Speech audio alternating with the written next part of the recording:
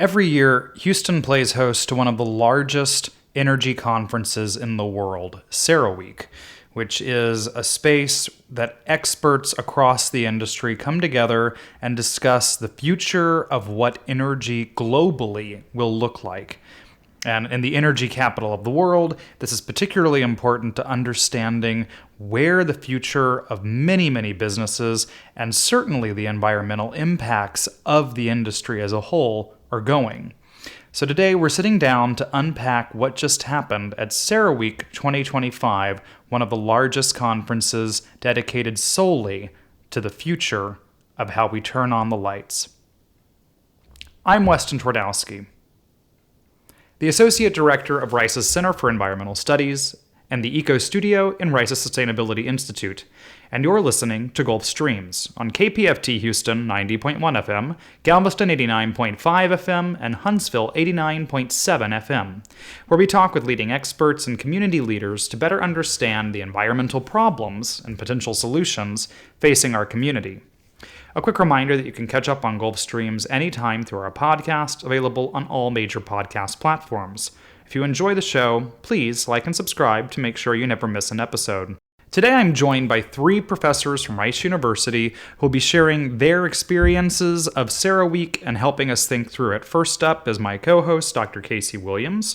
Next is Dr. Gökçe Gunel, who's an anthropologist. And finally is Dr. Randal Hall, an environmental historian. Gökçe Gunel, Casey Williams, Randal Hall, welcome to the program.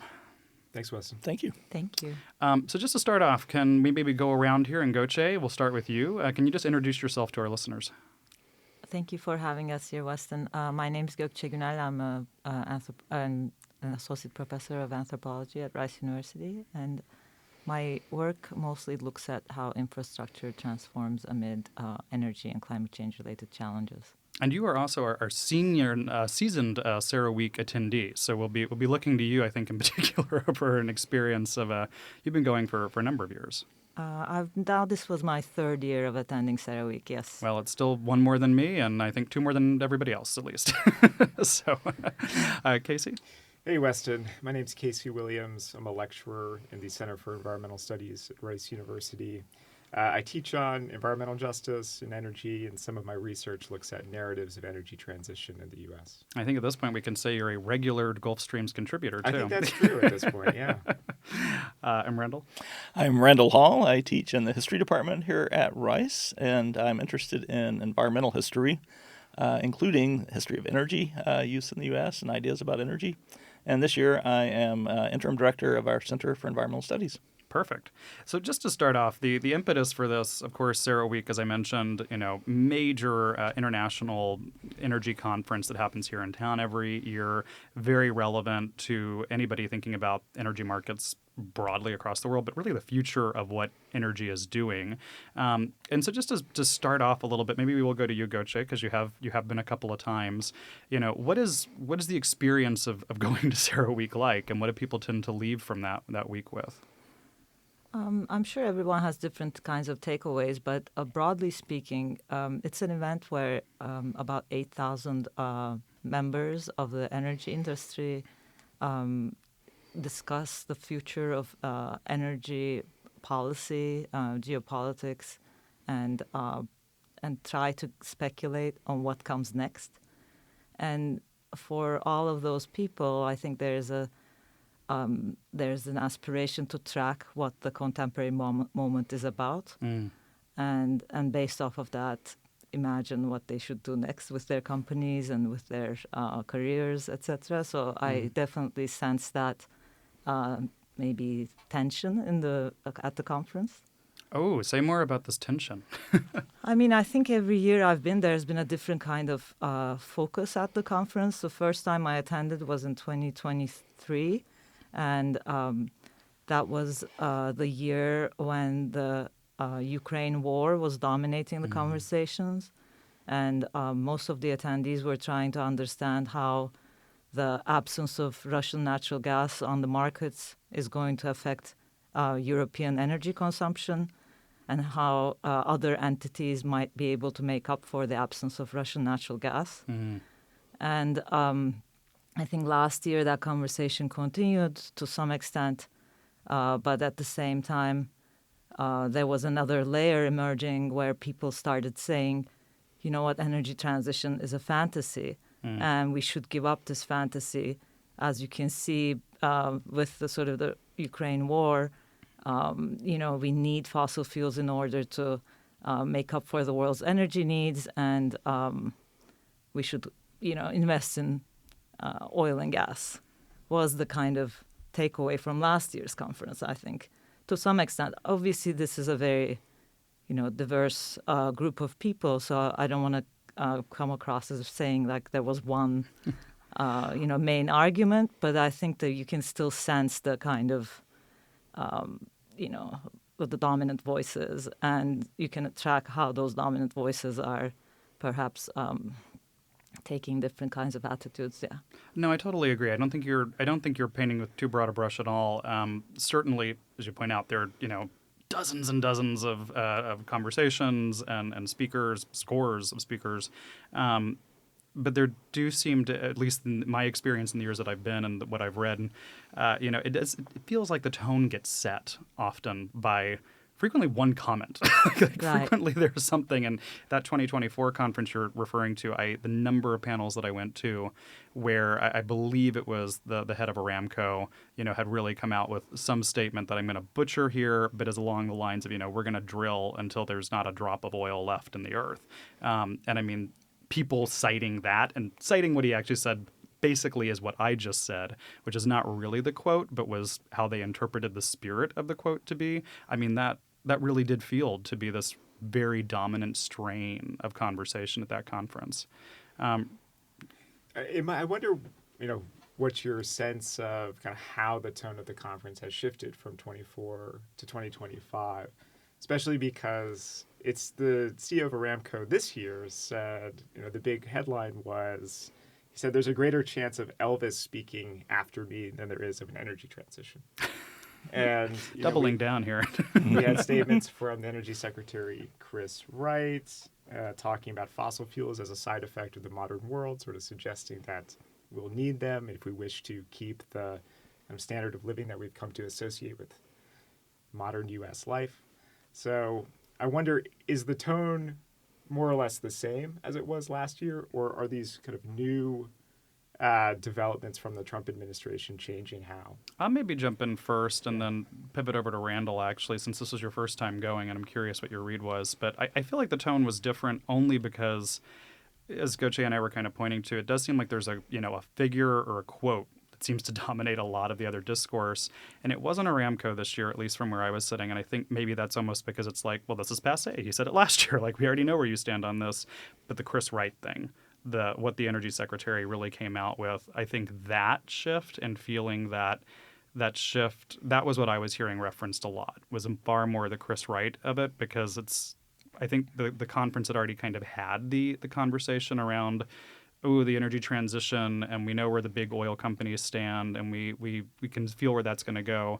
But this felt like a government intervention now, and a shift that was more interesting to folks on the ground. But I'm curious if Gökçe or Randal agree with that or disagree with that.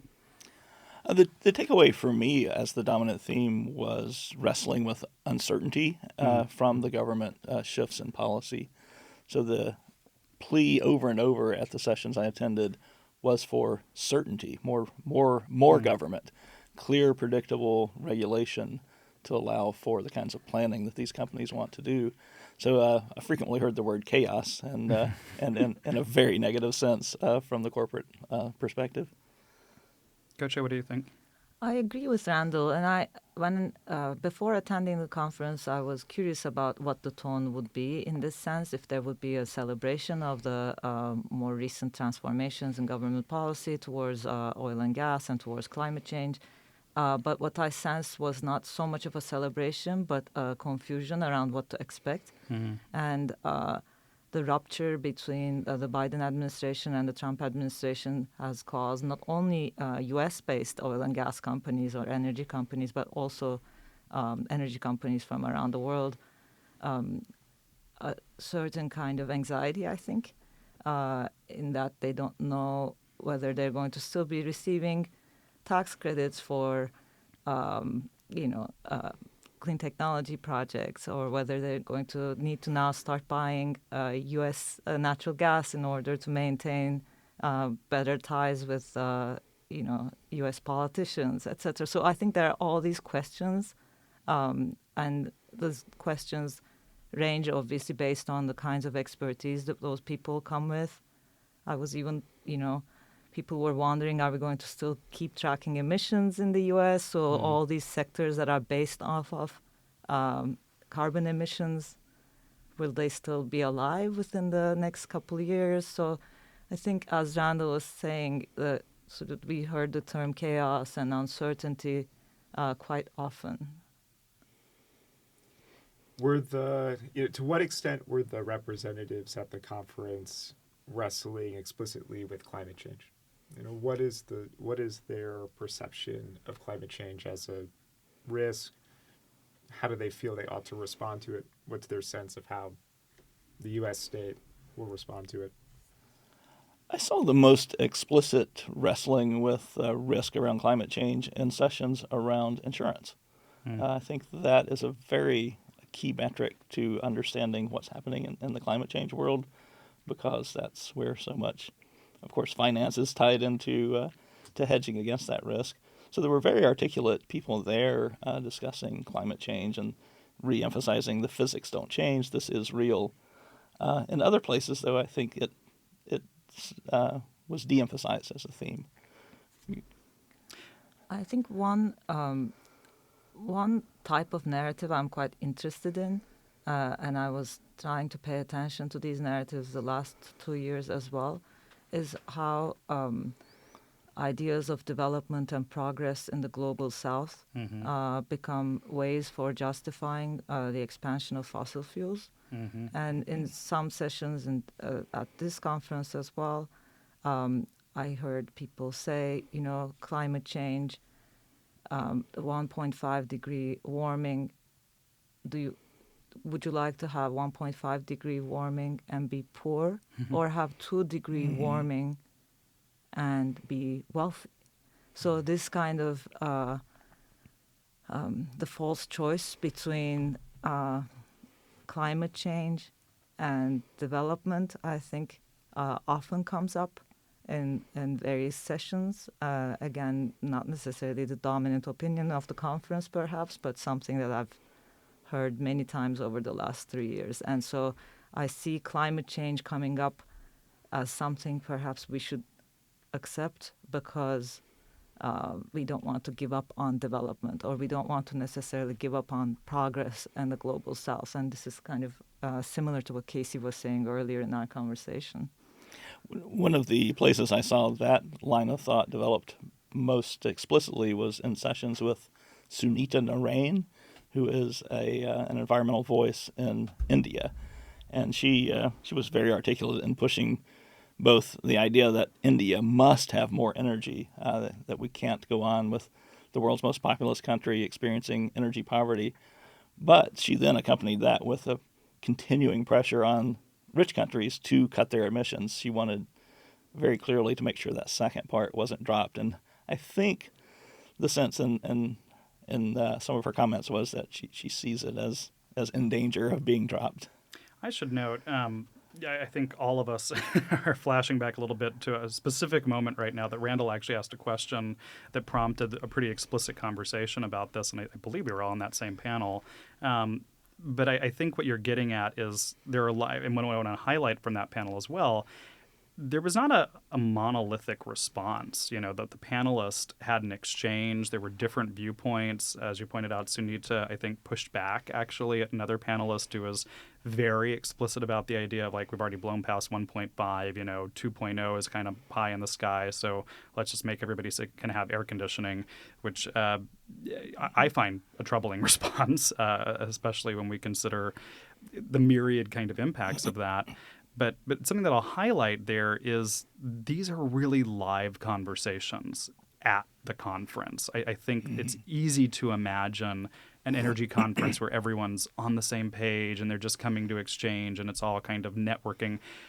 there's genuine disagreement and discussion. You get pushback from different panelists. You get, really thoughtful insights.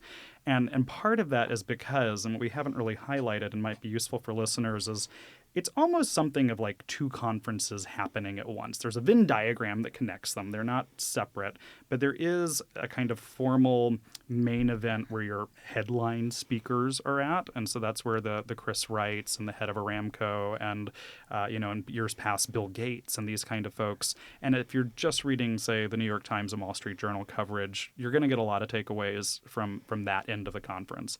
On the other end of the conference, which I should note all three of us were at, we were not at the kind of headliner event this year, is what's called the Innovation Agora, which is packed, thousands of people coming through. But it's also where you've got, these kind of panels of 3-4 speakers throughout the day, every half hour, just for hours on end. You also have huge lines of tech displays, kind of modeling new technologies that can be used in different ways.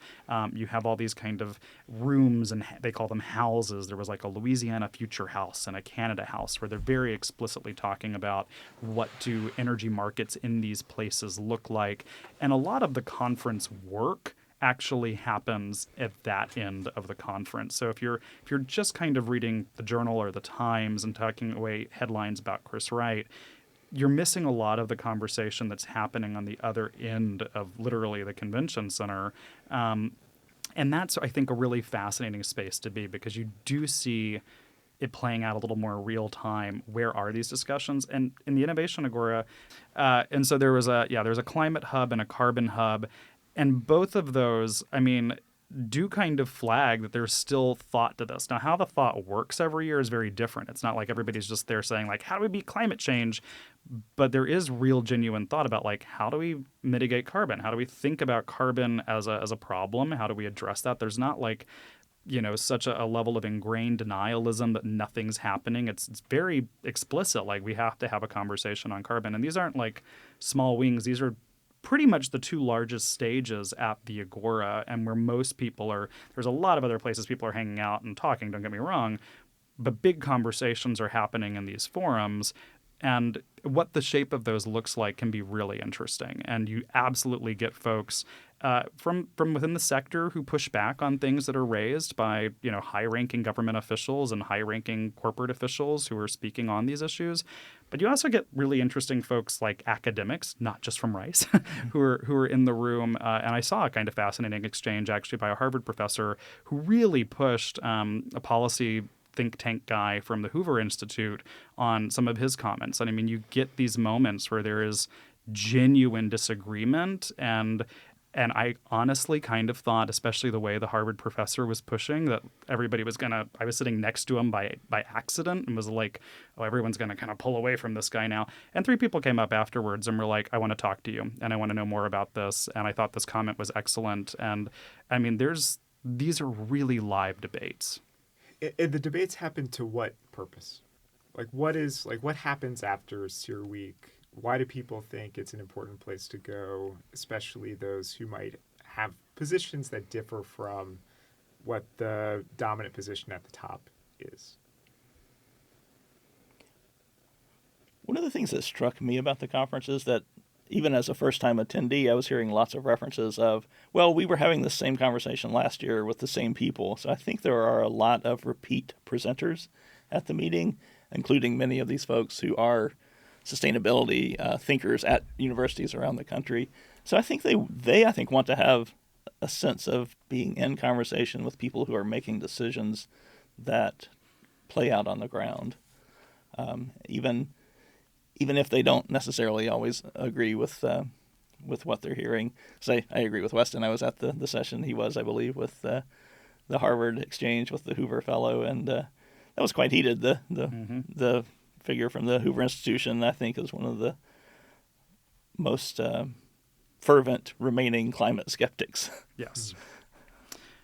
Yeah, I think those exchanges are fascinating. I also think, some of the work, and this is a part of the work that we, just as attendees probably don't get to see as much. But, there are real, it is still a networking event. Like, there are real connections made. But that is that space where, I think it's easy for folks to often undervalue quote unquote networking events as like having merit. But these are high-level officials thinking, and people swarm these people after their conversation. They want to get their card. They want to set up a coffee. They want to meet. And some of that's because you're talking to folks, we heard from essentially the North Sea head of, I think, like the Nordic Countries Alliance or something, in this kind of vein, who's like overseeing carbon capture for a whole range of Northern European countries and like trying to get that off the ground. And I mean, if you're somebody who's interested in carbon capture for your company, if you're even just thinking about like, how can we get those vouchers so we can keep generating and extracting resources? I mean, being able to be in the room and say, what can we do to advance this? Who do we need to be talking to in your government? Who are the people we should reach out to?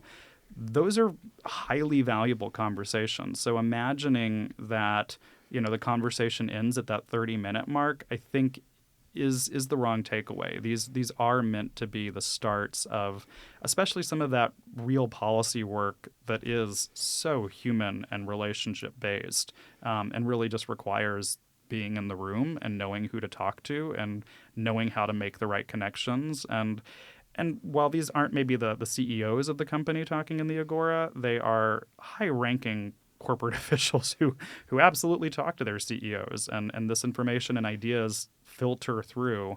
And I think ignoring that influence reality is also, I think there's an importance to that. I think there's also some significance to trying to understand which issues have staying power and which issues are just popping up for this year. For instance, carbon capture and storage is a good example of that. Over the years, carbon capture and storage has always had a presence in these conversations, mainly because I think people see it as a technology that has bipartisan appeal in the U.S. context, and globally there are various actors who have invested in this, both in the Arabian Peninsula and in Scandinavia, etc. But whereas, for instance, last year hydrogen had a major presence at the conference, I think this year I heard much less about hydrogen. So it makes you question what technologies or what kinds of instruments are going to remain valid for a longer term period, and which instruments and technologies are actually, there for the year, but might not be the most reliable things to, invest your money or your career into. So I think there's a little bit of that also. If you attend these conferences regularly, you're seeing those ups and downs. You see that in different rooms too. I think carbon capture was certainly something that rang out much louder to me this year than it has previously. But actually, LNG was also a really clear point that seemed to come across multiple conversations, and I felt that a lot actually in going to those house rooms that I mentioned. And it was funny because several people were like, "You have to go to Canada House. You have to check out Canada House. It's amazing." And I went and I looked at Canada House, and I love Canada dearly, and I love my Canadian friends.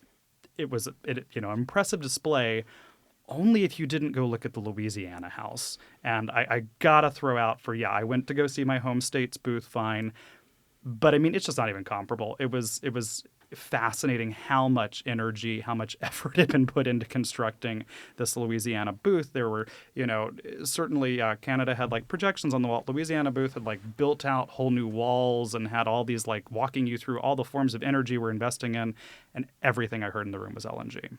And I went to talks from them. They even had better snacks. I'm sorry, but it's like, but they also outdid Aramco. They really, the Louisiana House outdid almost every other house I went to. And I bring that up because Louisiana is a state that is desperate for these projects, right? There was clearly a lot of money, a lot of energy. They had programmed basically every hour we're giving talks about why it was so important that people bring their projects to Louisiana. Texas didn't do the same. And I think what you're also getting there is a reflection of a place that feels like these have been a central part of our economy and they're leaving and we maybe aren't getting the share that we want to get. And so we're going to be in here and we're going to go to bat for whatever we can and bring up every kind of project we can form, and we're going to throw everything at this we have, versus places that I think feel a little more secure and where their energy markets are and where that economic development is heading. And so exploring those spots gives you a real impression of how are people viewing this, which places feel like, we're fine, we're Texas, we don't even need a booth, versus, a Louisiana that, as long as I've been alive, people have been very frightened of the energy market leaving Louisiana.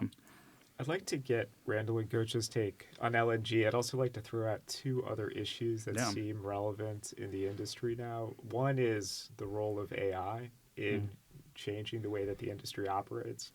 And the other is downsizing in the industry. Chevron announced that it's reducing its workforce by 20%. I mean, that seems to be a really significant change. I'm curious what the conversations around all three of these issues, workforce reductions, AI, and LNG, were like at the conference. I will just say quickly about LNG. I think one of the reasons it came up so often is that companies are seeing that arena as a place where there will be more clarity from the current presidential administration. Oh, it feels one of the safe spots for sure. Yeah, they do see permitting as achieving certainty there in ways that they don't on the things that involve subsidies. And maybe I'll respond to the AI part because I thought that this year AI had a stronger presence than the last 2 years I attended, and AI-focused conversations were both about how various technologies are going to shape the way in which oil company operations take place. And there were also conversations about labor markets and the relationship between AI and labor markets. And I think there are ways in which people are, let's say, trying to map the subsurface via AI tools and also trying to ask what are the places where AI use is going to be the most effective. And then there are people who are trying to project into the future and understand how AI is going to reshuffle the workforce. And one panel I heard, the presenter made an argument around how in the future there are going to be two types of people who give orders to AI and people who receive orders from AI. And maybe it's not, we can all debate whether this binary holds, but I thought that formulation was telling in terms of sort of perceiving how they see the future of AI. And I think that many of the panelists I heard throughout the conference were stressing how the AI's impact on the workforce is going to be unprecedented. They tried to make comparisons to electricity and how workforce had, specializations had to change and labor markets had to change with the introduction of and the expansion of the electric grid. But they still sort of always included a footnote saying, but this is going to be very different. So we'll see. This is fascinating. I'm curious if that binary you felt was presented as a positive or a negative thing, or was it just like a neutral value? I wondered about that too. There, often when people talk about AI in these settings, or at least this is what I heard at the conference, they say, well, it will be a democratizing force. But I don't think they necessarily question what that means. And people who've written about AI or other kinds of algorithmic management have often stressed how the use of these tools leads to centralization of decision making and de-skilling of workers. So you follow, let's say, orders from AI without knowing exactly why you're doing the things that you're doing. But the sensibility across some of the panels I attended was to sort of to stress how AI will be an empowering tool. It will save time. That things that you do over a week, you'll be able to do in an hour, etc. I mean, maybe these are cliches that we hear everywhere. Maybe they're not so special for energy markets. But what makes it special, what renders it special in this context is that the energy market, this sector is going to power those tools. So there's a feedback loop that's emerging. So if they promote, I mean, if the broader adoption of AI is going to require a broader increase in energy production or electricity production overall, and so I think that makes this conversation special. No, I think, and I love that because I think it also demonstrates how not a monolith the experiences of this conference are, because we clearly were in some of the same panels, but also into different ones. And I had felt, this is so fascinating, I really had felt like last year was the big AI conference for me. I heard a lot less about it this year, and maybe just because it seemed like every panel I went to last year had somebody from Google or Microsoft, some VP on it. It seemed like everything I was hearing, and very explicitly, was like, well, AI is going to fix climate change. AI is going to solve this for us. And every time I resisted, but every time I really just wanted to raise my hand and say, can you explain how, please? Like, if you go to AI and just type in, like, how will you solve climate change? I mean, part of me is like, the honest answer is AI would just be, well, I'll shut myself off. Like, I mean, I consume energy, and the answers I will give you are like, you should consume less. Like, Well, it's going to give us the perfect formula for nuclear fusion. oh yeah, That's of how it's course. gonna That happen. that's that I heard that Yeah. for sure. Yeah, I think that Yeah. is actually the prevailing Yeah, wisdom. I think so. I Yeah. think so. That's the way forward. And yeah, and definitely. I mean, I guess you talked about LNG, but I think there was also a broader celebration of nuclear power at the conference, and that people who are in the nuclear sector were quite happy with what's coming. There does now. feel to be a lot of renewal and interest in that space. I will admit I am a nuclear skeptic, not as like an energy form, but just as a timetable person, because we're very slow in building nuclear. So I always leave these kind of events with a certain degree of how much of this is wishful thinking on what our timetable looks like. But I mean, yeah, I definitely also left with the impression, like, if you're a nuclear, yeah, we're going to rev this up person, like, this is a good conference for you. There's definitely momentum in the industry behind that. We are at time, so I'm so sorry. We're going to have to call it here, but it has been just a delight speaking with you. Dr. Randal Hall, Dr. Casey Williams, Dr. Gökçe Gunel, thanks so much for taking a chunk of your morning to come and sit with us and talk about this. Thanks, Thank you. Melissa. You're welcome. Now we'll go to our researcher Numan, who has a piece all about glaciers. So, Professor Howe and Professor Boyer, what inspired the funeral for the Okhotsk Glacier, and how did the concept evolve from an idea into a global symbol for climate change awareness? Thank you, Naman, for this great question. I think it's fantastic. The way that we came to create this memorial for a glacier and the world's first funeral for a glacier actually came out of a research project that we were doing as cultural anthropologists. So in our work as cultural anthropologists, as professors of anthropology, one of the things we do is we research the relationship between human beings and their environments really broadly. And we were doing social science research in Iceland, trying to understand how people were contending with, how they were dealing with the loss of ice in their country. It's a country called Iceland, after all, and it's also a country that's losing about 11 billion tons of ice every single year that's melting because of climate change. And so, as anthropologists who are interested in human cultures and dynamics, we were curious about how people were dealing with that loss and this major change to their environment. So in the midst of this research, we were looking at all the glaciers in Iceland, trying to understand the relationships that people had with them. And we kind of stumbled upon this little glacier called Ok, that is spelled OK. And for us as native speakers of English, we thought that's kind of funny that this glacier is called OK Glacier. And then we found out, very sadly, that this glacier that was called OK was actually not OK, that in fact it had died and it ceased to be a glacier anymore. That is, it had lost so much of its mass, its weight of ice, that it could no longer move across the mountain where it existed for so many hundreds of years. And so glaciologists were calling this a dead glacier and dead ice. So we realized this and we thought, this is a really threshold event. Like, this is a big thing that's happening because of climate change in this country. And it's important not only in Iceland, but it's an important indicator of what's happening in the world. In fact, what's happening to glaciers everywhere, all over the planet. And so, like everyone, we were aware that glaciers were retreating, right? That they were getting smaller.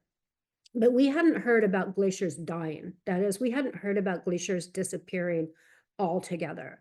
And so, again, we saw this as something really important to note. And as anthropologists, again, we know the importance of ceremony, we know the importance of ritual, and we also know that in every human community, everywhere on Earth throughout history, human beings have always had funeral events. They've always had what we call mortuary events. And they're different in every place and community and time. They're very distinct and diverse, but at the same time, they're very familiar to every human being on Earth. Every human being on Earth knows what it is to have a funeral, knows what it is to have a memorial. And so we felt that having a memorial for this glacier that was never really alive. I mean, it's a body of ice, but it did move across this mountain. And so it had this kind of vitality, and it had an identity for the people in Iceland who learned about it when they were in middle school. Every Icelander learns the map of the glaciers of Iceland, and Ok, because it had this cute and weird name, was really memorable and recognizable to people. And yet it had died with very little fanfare, with very little ceremony. So that's what led us to host the funeral. That's what led us to work with an Icelandic author to create the text for the plaque that we mounted on top of Ok Mountain in August of 2019. And we invited artists and activists and climate youth and politicians and scientists and just regular folks to come join us in the funeral. And so we gathered there on top of the mountain, about 100 people. And it took us about 2.5 hours to hike to the top of the mountain. And there we had this little ceremony where we spoke words, trying to think of inspiration, and also trying to think of things that we could do to positively influence the future. So not to just be sad about this dead glacier, but to take this dead glacier as a spur to action, as a motivating factor to get us motivated to reduce our carbon emissions globally and to make the big changes that we have to make in order to prevent future deaths of glaciers everywhere. Because the truth is that they are all endangered in our current conditions of climate change. And so for those reasons, we think it's really important to keep on recognizing what's going on in these faraway places that feel very abstract sometimes for people. You know, people in Houston might wonder, like, why does a glacier matter to me? But the truth is that the changes in the cryosphere or the ice of the Earth has impacts upon weather, it has impacts upon the geology of the planet, and it has cultural impacts and real loss for people, not just environmentally, but in terms of their histories, their stories, their ideas about kinship and place. So for these reasons, we felt it was really important to memorialize this lost glacier. So kind of with the inherent sadness of, presenting the funeral for the glacier and the sadness of the impact that climate change has had on our planet, were there any challenges in framing the project in a way that conveyed a sense of urgency without leading to a sense of climate despair? Yeah, I think you're right that throughout, one thing that somebody didn't mention that is part of this story is that we made a film about the loss of this glacier, and it's called Not Okay, which is a play on the Ok okay, ambivalence there, or double meaning. And that movie was a movie that, for a variety of more accidental, serendipitous reasons, we did together with a team of cinematographers and producers who had a background in comedy. Now, it doesn't sound like the topic for a funny film, the loss of the first major glacier in Iceland, but working with that team with their sensibilities, I think, was actually a real blessing in disguise, because they helped us see that oftentimes climate communication is very much in a sense of fear and anxiety and urging people to act now, but actually, acting consequentially is beyond the scope of any one individual's abilities. We have to act collectively, led by government policy and action. This isn't something that can be solved at the level of individual consumer decisions. Yeah. And so in a way, it always sets people up for failure, because there's no way they can respond to the urgent call. And so, proceeding with a little more empathy and expanding also the range of emotions that are present in climate communication means that the film we made, although not like a comedy, has playful elements in it. It has ironic elements in it. It is somewhat aware of the ridiculousness of the situation that humans find themselves in today. And we feel like that is really important thing, that actually, in some ways, the overemphasis upon shame and fear, in some ways, may be hurting the climate movement, because it's really restricting the group of people who are going to accept those messages, people who sort of are okay with austerity and denial, and for whom that works kind of well for upper middle class professionals in a lot of ways, who are people who subject themselves to all kinds of denial regimes, like diets and things like that. It may not work that well for the whole population of even a place like the United States, who are the kinds of people who do need to change their habits and behaviors if we're going to have a chance at keeping global warming under 2 degrees centigrade. So yeah, there are definitely challenges present in this.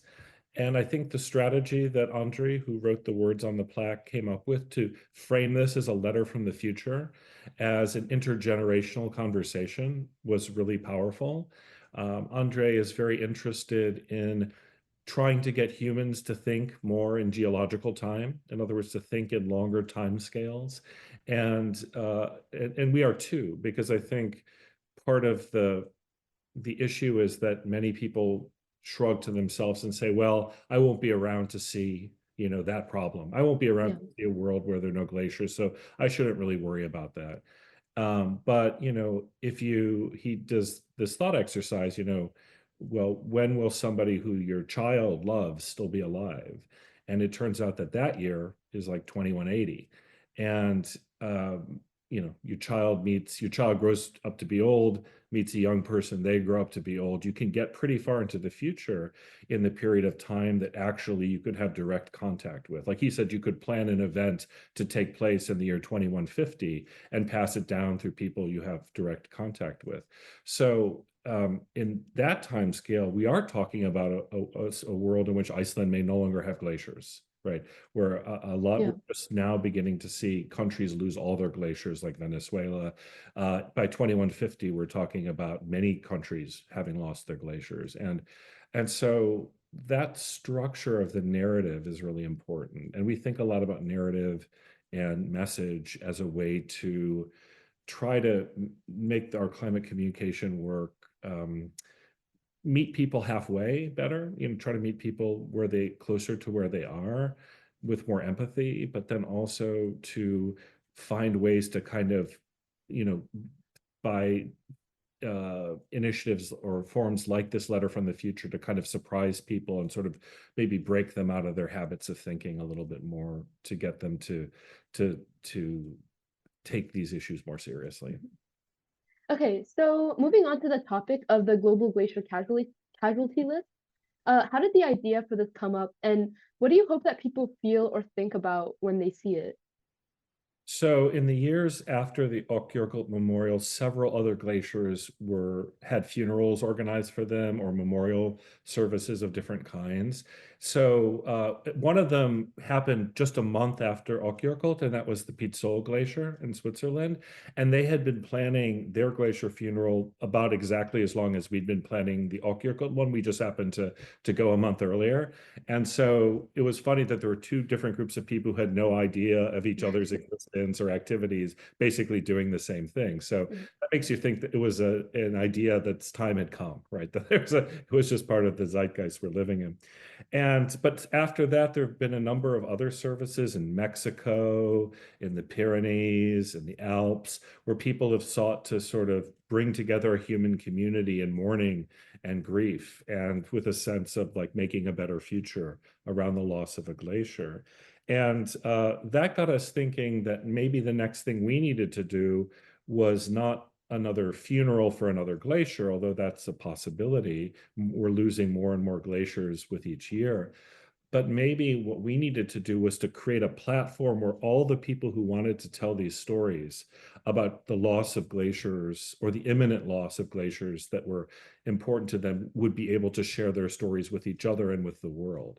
And so that's what the Global Glacier Casualty List is. It's a platform for storytelling about vanishing and already vanished glaciers. And so we're really focusing on glaciers that have either disappeared in the last 20 years or that are projected to disappear in the next 20 years. So we have a critically endangered category, and then we have an already disappeared category. And working together with UNESCO and with the World Glacier Monitoring Service, we've been able to connect to a network of glaciologists, other kinds of scientists, people working in civil society and government across the world who are bringing us their stories and helping us to co-create stories that you'll find on the website. So what we started with at the launch, which happened this past summer, again in August 2024, we started with a set of 12 glacier stories that were from places around the world, representing all the major sort of glacier areas. So we had Aotearoa, New Zealand, we had the Andes, we had the Cascade Mountains, the Canadian Rockies, the Alps, and a few others that and the Himalayas, so that represent sort of major areas where there are lots of glaciers in place. And we wanted to show that this is a problem that's not just limited to some areas. We're losing glaciers everywhere. And that, you know, the meaning of the loss of those glaciers is different to different places. Sometimes it's the loss of an incredibly important long-term series of scientific measurements. In some cases, it's the loss of an important part of the local heritage and identity, people's childhood memories tied up with visits to these glaciers. Sometimes it's the fresh water. Nearly 70% of the fresh water on the planet is tied up in ice sheets and glaciers. So when we lose the glaciers, we're losing a huge amount of available fresh water. And, you know, in Asia, close to 2 billion people depend upon the water that flows down from the Himalayas. So we're talking about, over time, potentially a major human catastrophe if those freshwater resources are depleted or run out. So we're trying to tell all those different stories through different glaciers in the list. And because 2025 is now the International Year of Glaciers Preservation, as announced by the United Nations, we are now opening this year to a new series of stories. We've got 3 new glacier profiles already added this month, about a dozen more that are in development. So the hope is that 2025 will be a year in which the size of this list will double or triple by the end of the year. And then we hope to keep adding stories as we get collaborators into our network.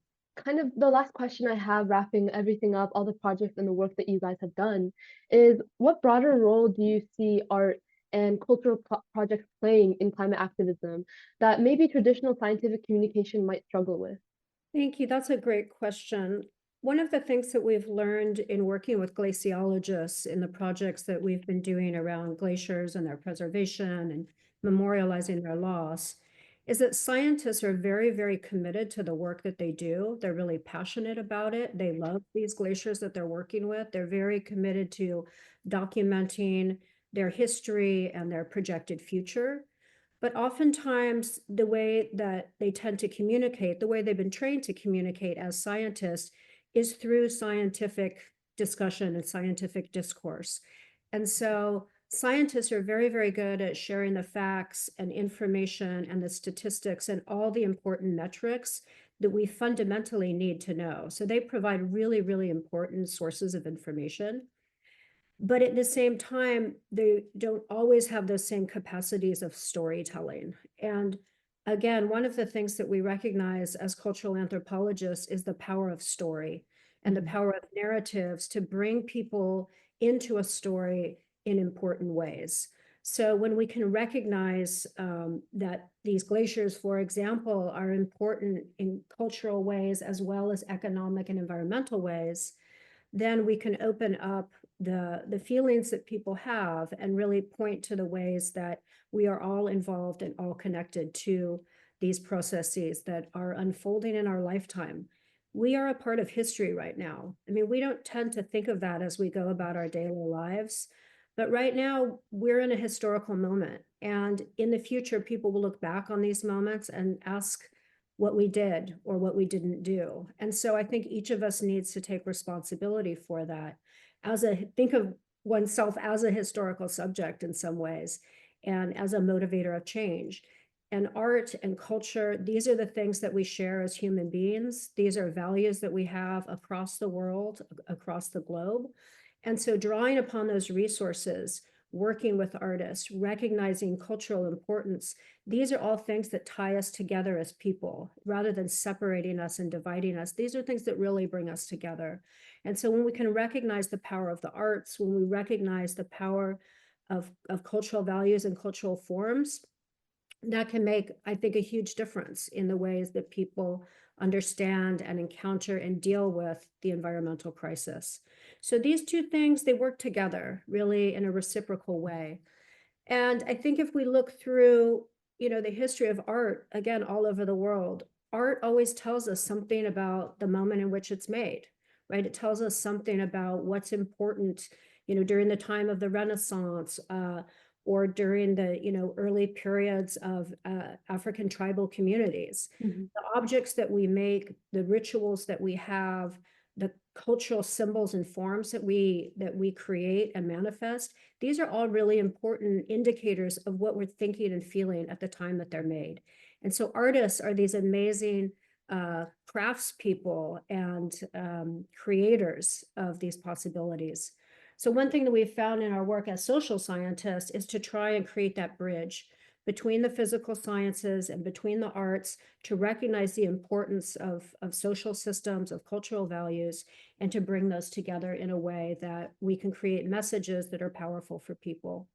So one thing that we know about glaciers is that most people on Earth will never touch a glacier. They'll never stand Mhm. on a glacier. They'll never smell a glacier. Glaciers have a distinct kind of smell to them. It's very interesting. They'll never hear a glacier cracking as it's melting under the conditions that we now face. But what we can do through the arts, through images, through cultural symbols, through ceremonies, is that we can share that experience with people. So we can take something that's very distant and bring it very close to people's hearts and to their thinking and their feeling. And we think that that is super important.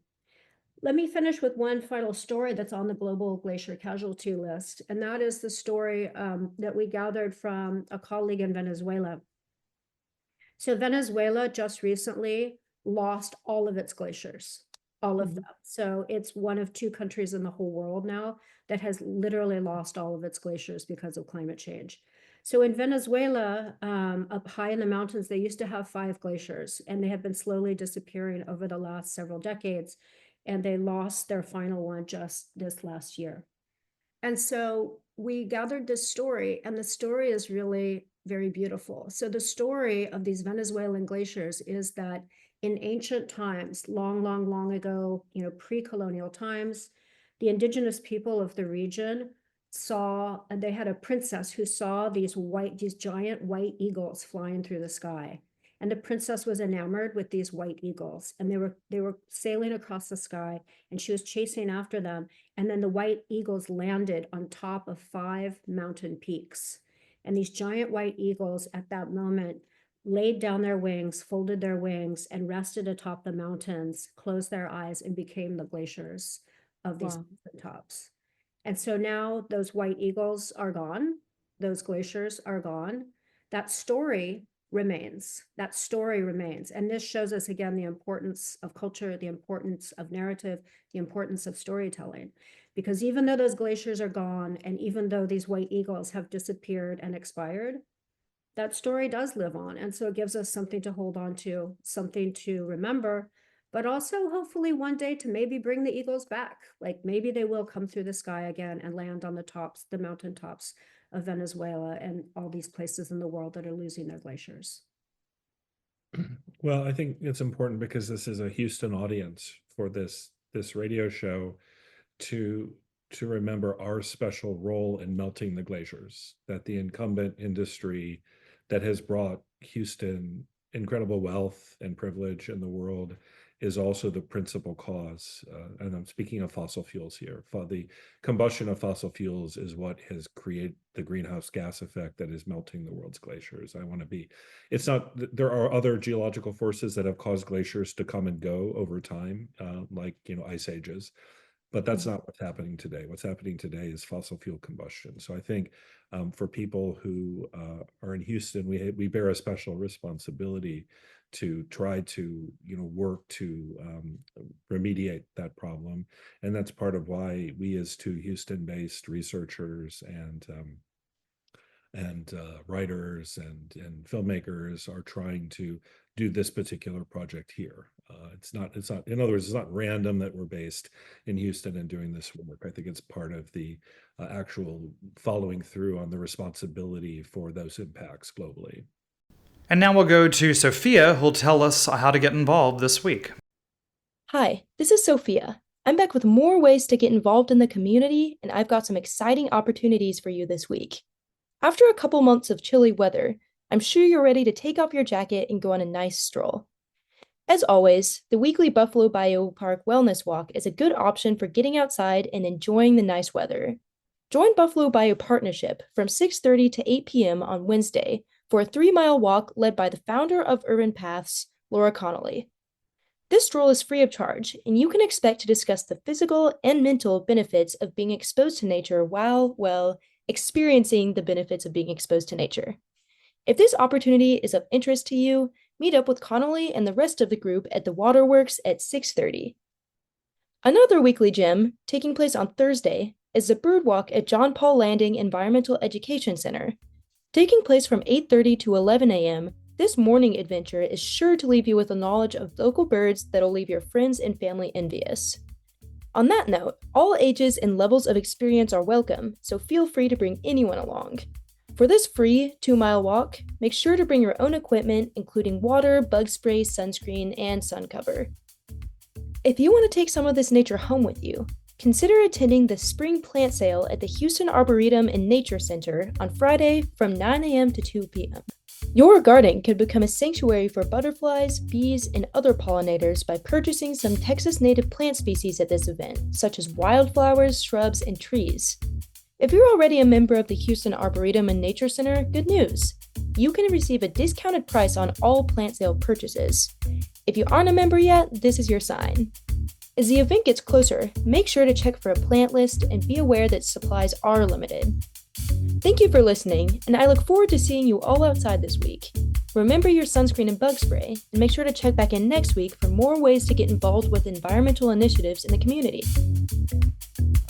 If you have questions or ideas for what you'd like featured on Gulf Streams, leave a voicemail at 713-348-4081 or email us at westonT@rice.edu. A quick reminder, you can catch up on our podcast anytime, available on all major podcast platforms.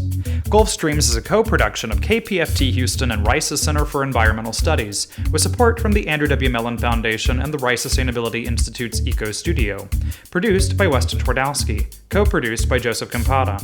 Audio engineer Rico Enriquez. Original music by Carter Dean. Research support provided by Jaden Bray Voice, Sophia Soltes, and Emma Rinsdorf. Stay tuned for the No Expectations Show with Marcus French here on KPFT Houston 90.1 FM, Galveston 89.5 FM, and Huntsville 89.7 FM.